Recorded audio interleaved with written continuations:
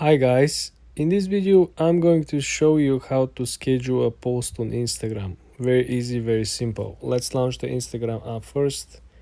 Then I want you to click on the lower right corner on your profile picture. Then click on the top right corner at the three straight lines. Now I want you to see there is a special section under this menu. It's called schedule content. If you click on it, this is where your content for publishing will be scheduled and will be stored.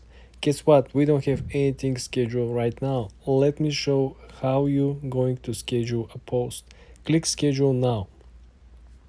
So as you can see, we were forward to a brand new post. Let's select a piece of content that we want to upload. Let's select this one.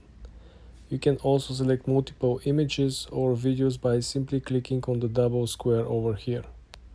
Now let's move on. And the last step, right before usual post and click share, you have an option over here to click advanced settings. When you click on advanced settings, you will have an option over here to click on schedule these posts. When you click on this, you will have a special set of day, time, minutes, and time of the day in which you want to schedule the posts, right? When you set all that, you will be able, as for example, click done, to schedule this post, as you can see over here, for Saturday, January 13th, right at 4:50 p.m.